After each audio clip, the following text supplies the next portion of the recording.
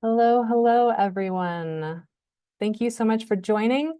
Before we get started, I'm going to hand things over to our interpreter for today. Thank you so much, Hannah. Good afternoon, everybody. My name is Bea. My pronouns are she, her, ella. I'm with the Community Language Cooperative, or the CLC, and I want to thank you for your commitment to language justice, which means that everyone should be able to speak in the language of their heart. In a moment, we'll activate Zoom's interpretation function, and you'll see a globe icon at the bottom of your Zoom screen. You'll click on that icon and select either English or Spanish as the language of your heart. I'll go ahead and repeat this in Spanish, and then we can get started. Hola, buenas tardes. Mi nombre es Bea Torres. Mi pronombre es ella. Yo seré su intérprete con la CLC o la Community Language Cooperative. Y les agradezco su compromiso con la justicia del lenguaje, lo cual significa que todos tenemos el derecho de hablar en el idioma de nuestro corazón. En un momento activaremos la función de interpretación simultánea y aparecerá un globo terráqueo en la parte inferior de su pantalla. Favor de hacer clic en ese icono y elija inglés o español como su idioma de corazón. Les recuerdo que hablen a un ritmo de conversación para poder brindar una interpretación precisa de su mensaje. Muchas gracias, ya podemos comenzar. Thank you very much. We can activate interpretation. Wonderful. Thank you so much. Well, welcome, everyone. Thank you all for being here. My name is Hannah Berry. I am the Special Gifts Manager here at Conservation Colorado. We're really grateful for that you all took time out of your day to learn more about our work. Really excited to see so many of you and to really hold the space in community. That said, we invite you to turn on your camera if you'd like, so we can see as many faces of this community as possible. Just a few housekeeping items. You'll all remain unmuted until our Q&A portion at the end of the meeting. We are excited for your questions. If you have logistical questions before the Q&A, please message Eza Debit or Celia Stockwell, our moderators who are in the chat, and they're happy to help. That said, we do have moderators. If we feel like something has been said that is not respectful, we do reserve the right to remove it from the chat. Lastly, please note that this meeting will be recorded, and we look forward to sharing with you all after the fact. So to get started, I'm going to introduce our panelists today. Some familiar faces for many of you, I'm sure. We have Kelly Nordini, our Chief Executive Officer, and Beatriz Soto, our Senior Director of Community Engagement. Kelly is going to start us off today with an update on current affairs, the sort of national outlook, and Conservation Colorado's priorities. And Beatriz is then going to head into the history of our community engagement work, what that's looked like, and what it's going to look like moving ahead. So without further ado, I'll pass it over to Kelly. Great. Thanks, Hannah. Well, it is lovely to see you all today. Such a good group to come online this afternoon. I'm Kelly Nordini. I'm the CEO of Conservation Colorado. And we've got a lot to cover today, but before we get into the national lay of the land and what it means for Colorado, I want to do some fun organizational housekeeping first. This is the 60th anniversary of Conservation Colorado this year and the 10th anniversary of Protégete. So for a nonprofit, that's a pretty incredible milestone to make it 60 years and to have Protégete for 10 years. I remember when that was just a gleam in our eye. So many of you have been involved with the organization for so many years and have helped make it what it is. And we wanted to capture all of that legacy and power and energy in a new visual identity and logo. So I hope you saw yesterday on email or on social media, the new logo that we rolled out. You can see it on the bottom of your screen here, that very cool little C for Colorado and our lands, air, water, and people. We also have a new name for our work with Spanish-speaking and bilingual communities as Conservación Colorado. So you know Protégete, which has been our Latino leadership program, has built a really powerful voice for Latinos in the environmental movement over the last decade. And while we are no longer going to be using that project name, we will no longer be using the name Protégete, which means protect yourself in Spanish. But we will instead be communicating with Spanish-speaking and bilingual communities under the name of Conservación Colorado. So this is our way of really amplifying and signaling that we are one community. We have one mission. We have one commitment to all of Colorado, and we do this work under the banner of Conservation Colorado. So we're really excited about the new logo and the new energy, and to have our naming reflect that unified brand. And our focus on empowering Latino communities, advancing Latino leadership in the environmental movement, and advocating for policies that benefit all Coloradans, that remains totally unchanged. In fact, if anything, it's even more central to all of our work because we are unified under one brand and one logo. So with that, let me turn to what is happening in our world and switch gears and talk a little bit about the national context and what it means for our priorities in the coming years. You know, the last couple of weeks have been, frankly, a barrage of unlawful, unconstitutional, and downright cruel actions. We've all heard about the concerted strategy to quote unquote flood the zone. And that's intentional. It's designed to leave people feeling confused, frightened, overwhelmed, despondent. And I know I've felt much of that myself at various points over the last couple of weeks. Many of us, our friends, our families are feeling uncertain and unsafe because of these actions and threats. And we know that the younger generation in particular also feels deep anxiety about climate change and what it means for their lives. And these things are very much related. The biggest threat in the climate crisis, beyond science denial and policy rollbacks, is the threat to democracy and the rule of law. So, what do we do with that? What do we do with that beyond working with our communities, supporting legal defense? And what role does Colorado have to play in how we move forward, given what we're seeing? We will, of course, defend our progress against Trump's actions. We will fight back. We will work to protect what we have in place. We will work to protect our communities. But we are also playing a long game, and we're very aware of that long game. And as our own Pat Schroeder, first woman congresswoman from Colorado, said, and I love this quote, I think of it almost every day lately, "You cannot roll up your sleeves if you're wringing your hands." So we are rolling up our sleeves, and let's talk about that. Let's talk about what it looks like to roll up our sleeves and what's next. We were very heartened in December when the Center for Global Sustainability, I think that's at the University of Maryland, if I'm remembering right, put out a major national report. And what they looked at is what happens if there are significant federal rollbacks in climate policy, but if leadership states, climate leadership states, continue to move forward on their climate progress, what happens? And what we see is that if states continue to lead and take bold action, we could still reach our original 2030 climate goal. And in fact, we could get up to 60% climate pollution reductions by 2035, even factoring in federal climate policy rollbacks. So when we saw this, and our partners at the League of Conservation Voters, our national affiliate, saw this, we knew that we truly were back to the states as the key offense that we could take in the years ahead to keep building on our climate progress, to keep the US, get the US on track to hit our climate targets, while also building, of course, a very strong defense. So let me talk a little bit about the opportunity that we see in these next couple of years ahead, particularly with the 2026 election cycle. Obviously, Congress will be on the ballot in 2026, and that will be a really important conversation. But here's something to note as we think about back to the states for our progress.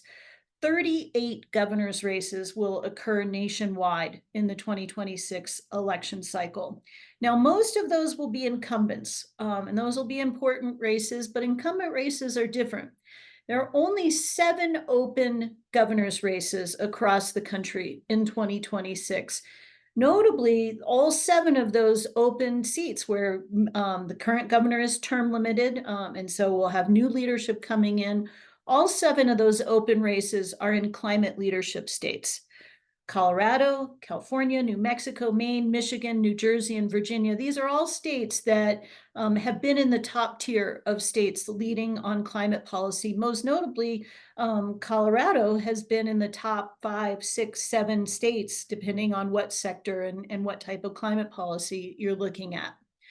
So in 2026, Colorado will have a once-in-a-generation opportunity to elect an entirely new state leadership: governor, attorney general, secretary of state, and legislative leadership. And we think this is a really critical opportunity with the other states to create a drive for a national climate race to the top. These leaders are going to determine Colorado's future climate action, as well as their colleagues in other states will be setting the agenda for what does climate leadership look like as we head into the 2028 presidential election. So it's an enormous opportunity. And last summer, it was a little quieter on elections here in Colorado last summer than a lot of battleground states. And so we began thinking about a multi-year project to build the policy agenda, the partnerships and strategy needed to engage with prospective candidates to ensure this new leadership is ready to enact nationally leading climate and conservation policies when they take office in 2027. So we have 3 goals for this project, our Colorado 2027 project. First is develop that policy blueprint for the next generation of climate and conservation leadership. What do those policies look like? How do we keep building upon our progress and leading the way forward?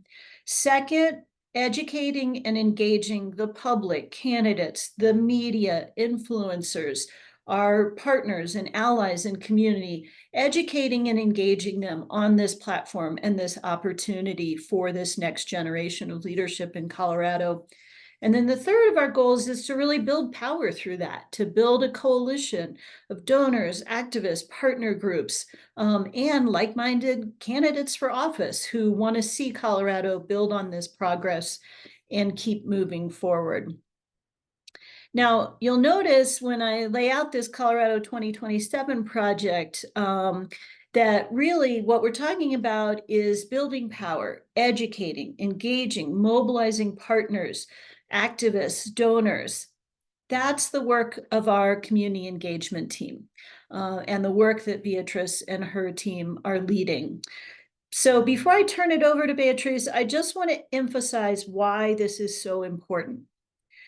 Our opposition may have the money and unlimited resources, and we are seeing a time in our national politics where money and moneyed interests are at the forefront as never before. But we have the people.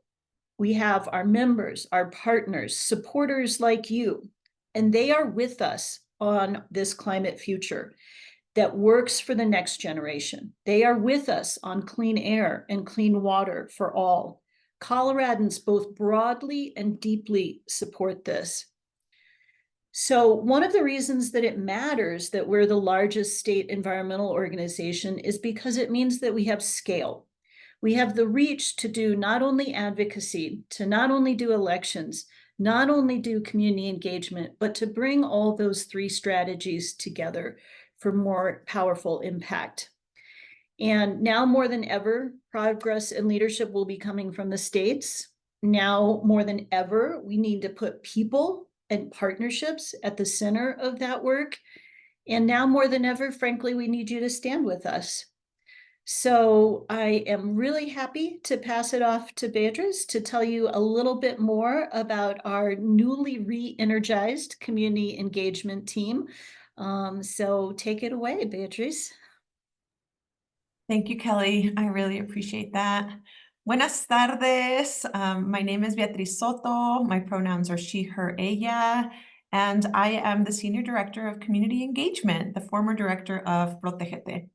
So I'm going to talk a little bit about my role and our team. Really, my role is overlooking all our people-centered work. What does this mean? I overview key community-facing programs that Conservation Colorado leads. The Climate Justice Leadership Academy, Colorado Outdoor Business Alliance, strategic partnerships with disproportionately impacted communities, and our organizing and mobilizing efforts. I proudly led the Protégete team for 3.5 years, standing on the shoulders of great leaders and organizers that came to Protégete before I was in this role. They built a very strong, unique program in a time where not a lot of people were focusing on Latino climate leadership.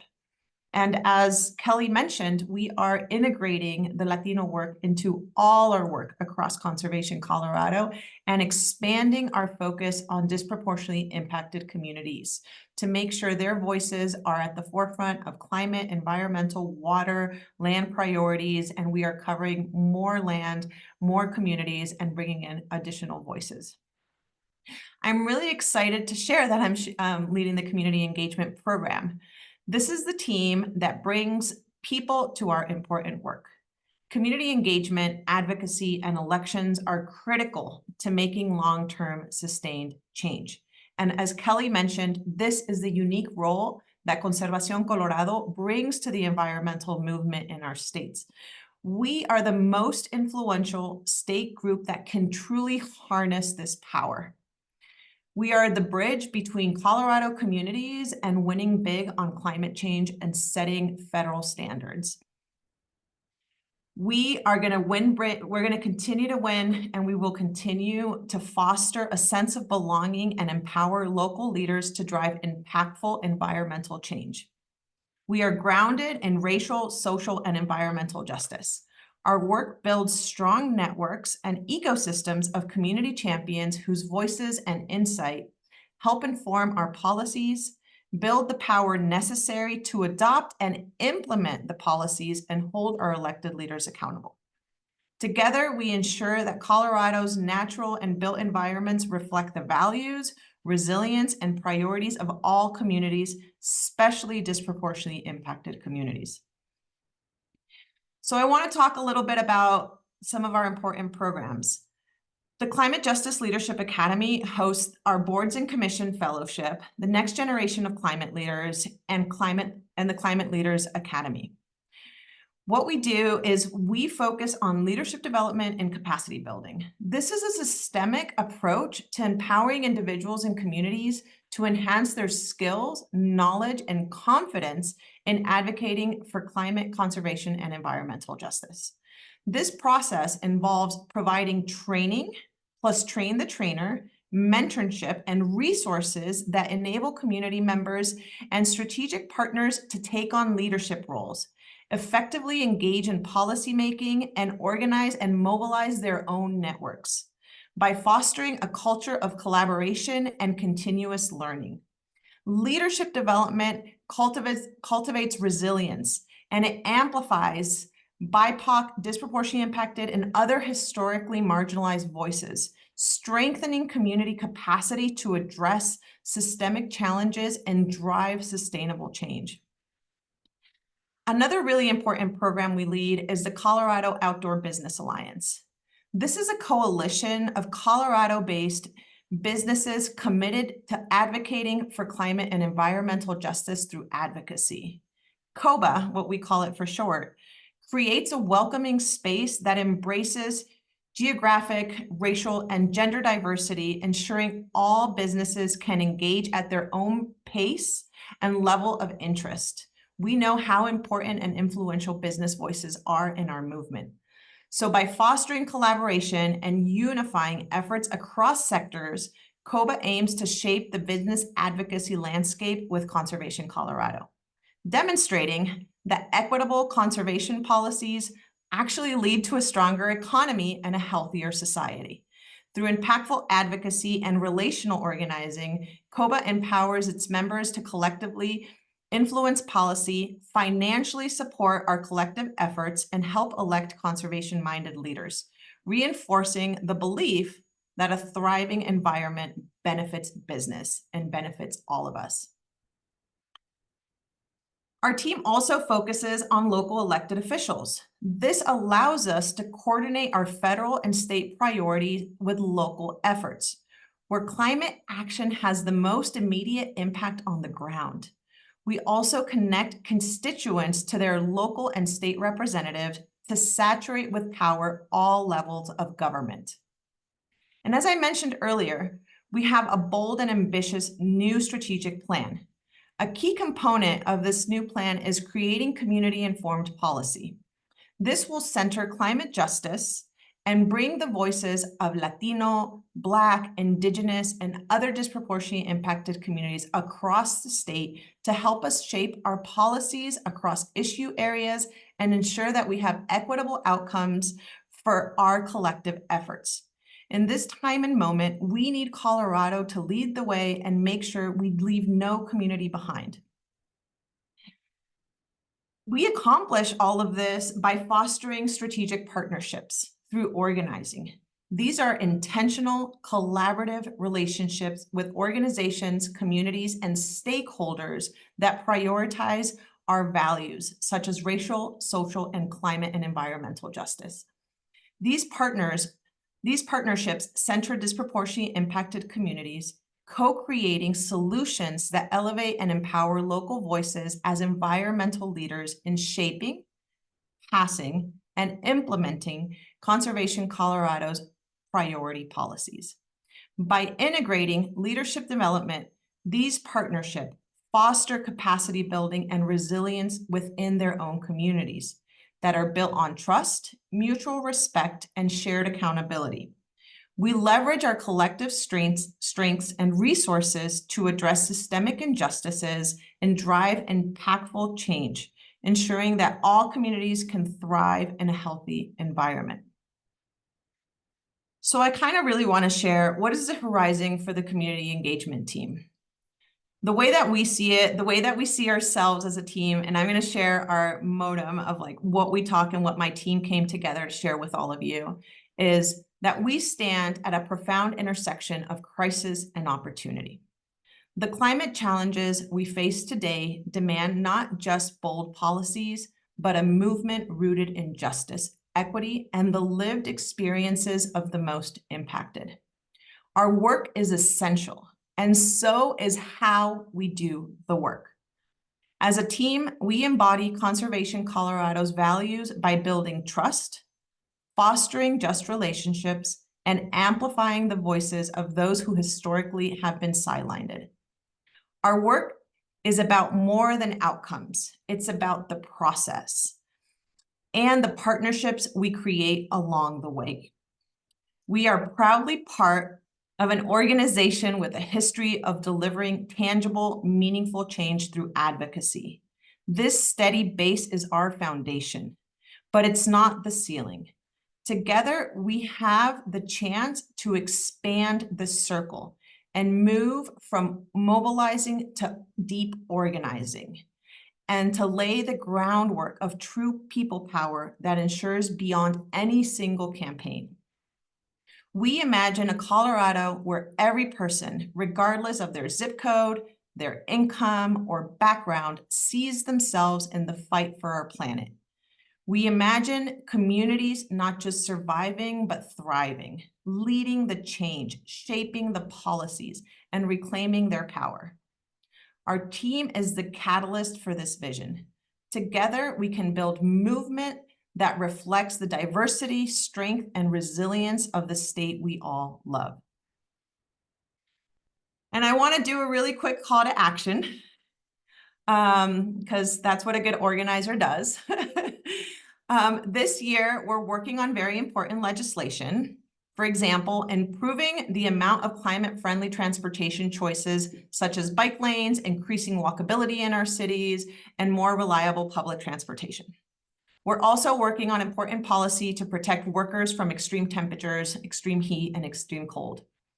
and meeting our 100% reduction greenhouse gases emissions in the electric utilities by 2040 through streamlining solar power.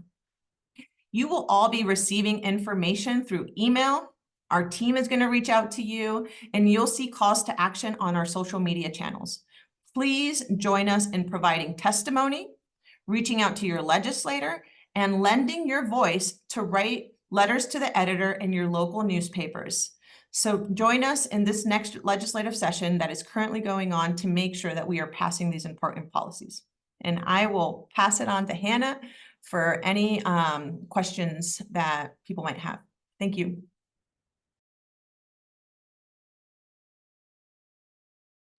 Wonderful. Thank you so much, Kelly and Beatriz. That was really, really wonderful to hear. And the next part of this webinar, and the reason why we've all brought you here, is because we want to hear from you too. So how this is going to work is that if you have a question, you can raise your hand, and you do that by, at the bottom of your screen, you can find the reactions button or react button, and then tap the icon labeled raise hand, and we'll unmute you. And we'll get started in the meantime with a question that we got from the audience. I think this is for Beatriz. Have you seen many participants from the Boards and Commissions Fellowship go on to serve on boards and commissions yet?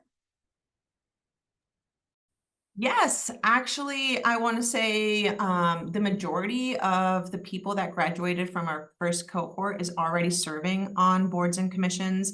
Some of them are serving on local boards and commissions and at a county level. So we are really proud to see the impact that this is really starting to have in our communities. And I'm also going to share a little bit of a teaser.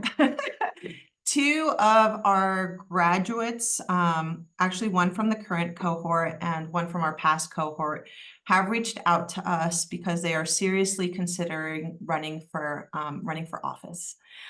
So again, this is what our dream has been for this program, and the vision of it is really to start creating the next pipeline of leaders in Colorado in terms of climate and environmental justice leaders. So we're really proud to see some of our graduates really starting to consider running for office and seeking our support to see what it means to run a campaign and what that looks like from a political standpoint.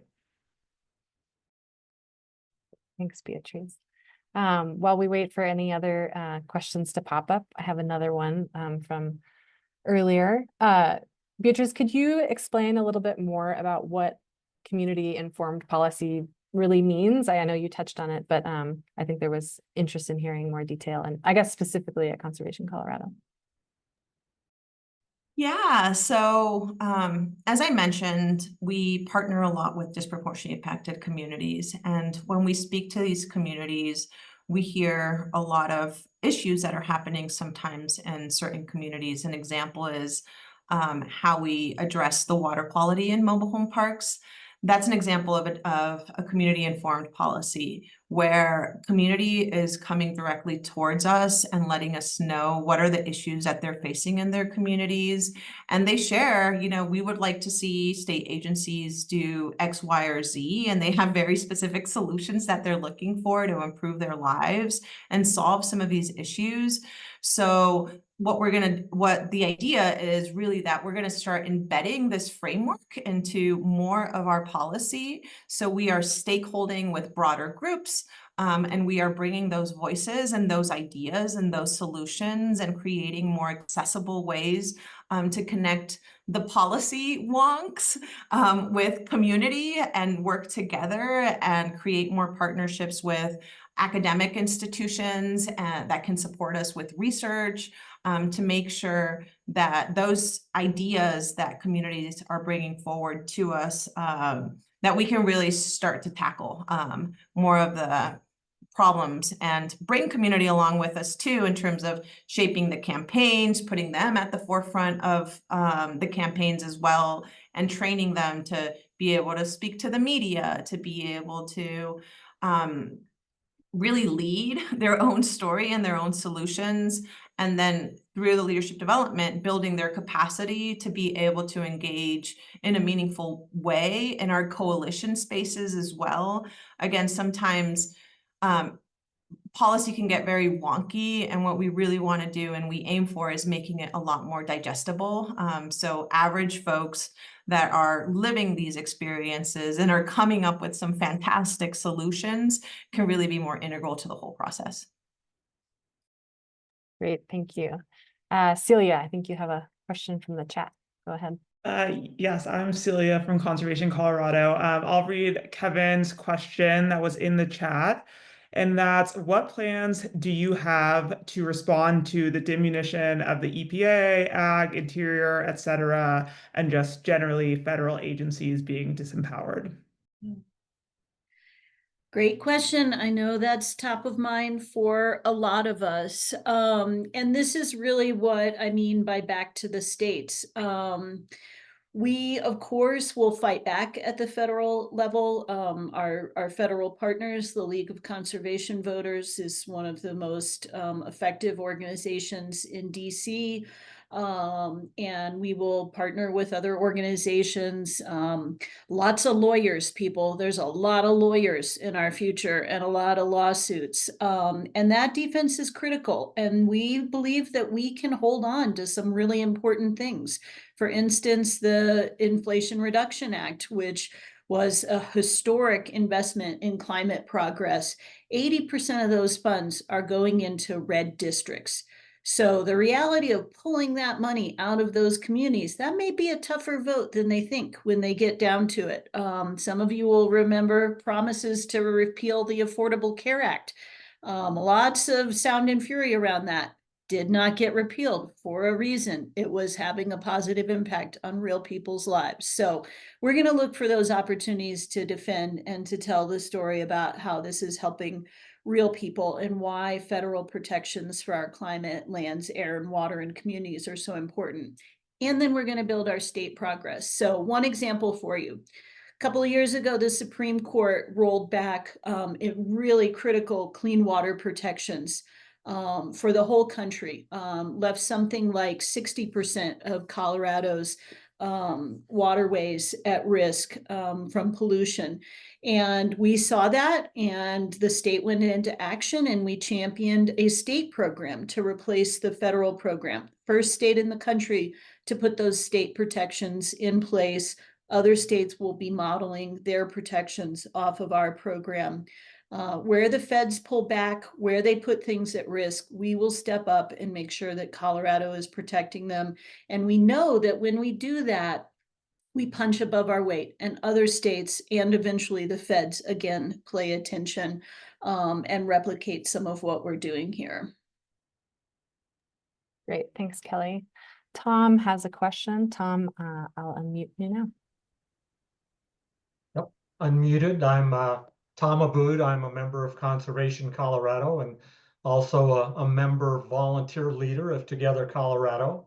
And we've worked together in the past, and I'm hoping we can get many, many organizations to work together. I think we all have a common theme and goal. But you did mention 3 bills that you were focusing on. Have those 3 bills been introduced, and do you have numbers for those? Could put them in the chat. Yeah, we can add those to the chat. I believe only the solar permitting bill has been introduced right now. Some of the bills have not been introduced yet. Extreme heat is probably going to be a later bill in the legislature. I know we are constantly updating folks in our email and through social media. I will definitely put in the chat the solar permitting, which again, I believe is the only one that has been introduced this far. Is that the fast track solar permitting essentially? Exactly. Yeah. Great. Thank you. Thanks, Tom, for your question. Just as a reminder, if you have questions, use that react button at the bottom of your screen and just raise your hand. In the meantime, I do have a question from earlier. Someone asked, when someone goes and testifies at the Capitol, how do we know that it's really making a difference? Do you have examples and words of encouragement? Well, I'm sure Beatriz has an example or two that are particular, but here's part of the reason why we know it's working is because the demand is so great from our legislative friends to have us turn our folks out.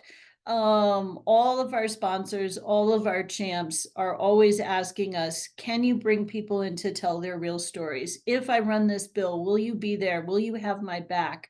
Will the community show up to speak out for these policies and to help educate my colleagues? And we can hardly keep up with that demand.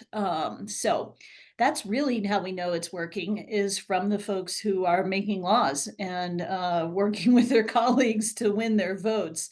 Beatrice, I'm wondering if you have an example maybe from mobile home parks or some of the clean air work we've done that you hit's top of mind. Yeah, I was actually going to share a story of a young woman that lived in a mobile home park and had really bad water quality for a long time. And when she went in to testify, you know, she actually posed a question that was really powerful and asked, living in one of the most wealthy nations in the world and most powerful countries in the world, have you ever had to tell your children why they have to drink dirty water? And, you know, just the reaction of the legislators, you know, you could see it in their body language and like how compelling to confront themselves that they've never had to explain that to their own children, was just really powerful. And questions like that, testimonies like that, really, you know, humanize the situation and the problems that we're trying to solve collectively. And they can be very emotional. I've seen a lot of different tactics from different people, but that's been one of the ones that just has sticked more with me, because just seeing the reaction on the legislators' face that they had never in their life had to ask themselves that question, and confront that reality, that lived experience of community was very powerful. And she came up with it, right? Like we just coach some of our folks and be like, what do you want to say? What is your story? And we help them put their question together and really encourage them that they already have the right question and they already have the right tone. And it's just a matter of really standing up in their own power. Great. I have David with a question. I'll unmute you now.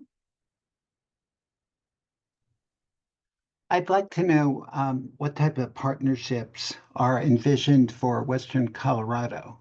I see Anna's on the call, so I know at least I have one other Western Coloradan to work with. But we have our own flavor of Western Colorado organizations that would be clearly good partners on the legislation and the action front. And the other organization, if you haven't really spent some time with them lately, that is a very comparable focus on making sure that we hear the voices of people that are not heard very frequently, is Rocky Mountain Public Media. And if you don't have connections in really getting these unheard stories published, let me know.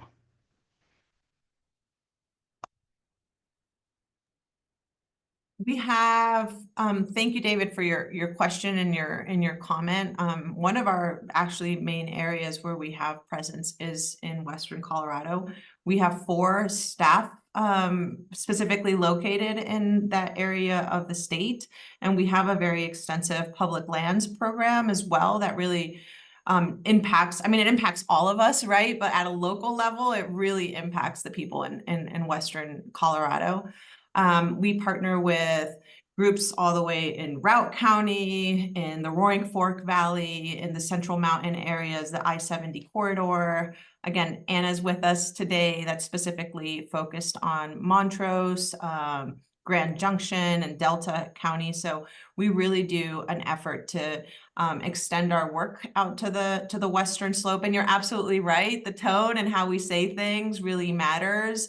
And we rely on folks like Anna and Ian and Luke and Brian to just really help us pin down our communication and how we frame things, because we understand that how you frame things in Denver might not be, and it might not roll the same way as how you frame them on the Western Slope. I'm actually from Garfield County, which I totally get how important it is to frame things in a certain way and communicate with communities in different ways. So we're very intentional about how we partner with folks in different parts of the state, and that we don't have a cookie cutter approach to, you know, a very metro urban area to the lived experience of rural folks in Western Colorado. And then also minority communities, right, that live in these areas are really important to us as well, and making sure that we're communicating effectively with the Latino community, indigenous communities, especially in the south west part of the state. So we really aim to make sure that we're including those voices and very intentional about our communication.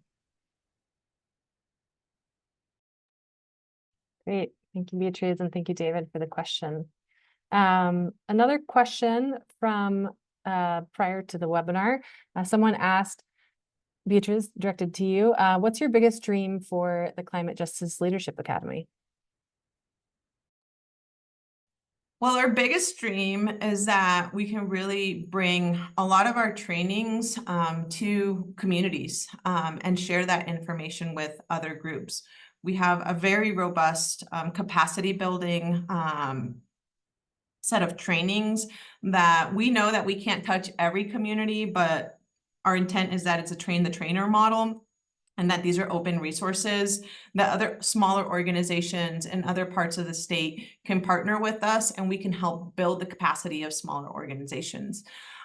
Because a lot of these smaller organizations, like you mentioned, David, have stronger local relationships, and we want to make sure that those organizations also have the tools and that we're sharing those tools, so the community can empower themselves and start to identify local leaders, again, to run for office, to be on boards and commissions as well, right? Because we want to make sure that once we pass legislation, the implementation is also led by community, and that community is very involved in the implementation of these policies. Because a lot of times we'll pass really strong legislation and then it'll go to a rulemaking and it'll go to die, or it will get watered down. And that's why we're really investing in building that capacity. So it's not only passing a bill, but it's actually implementing and making sure that the aspirations of environmental justice and a better climate future for all of us are at those local levels as well, and that we're saturating with power and people feel very empowered to lead in these spaces,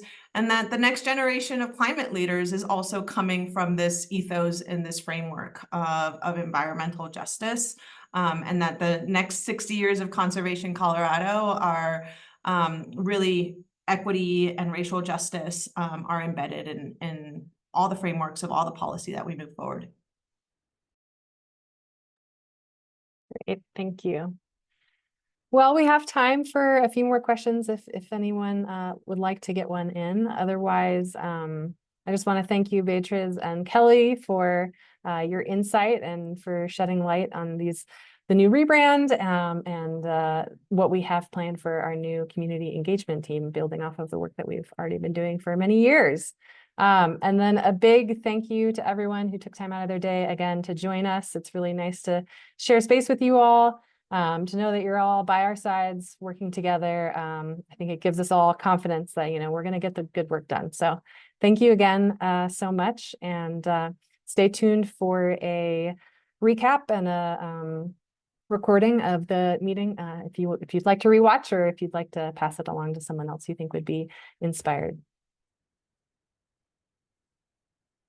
Thanks so much.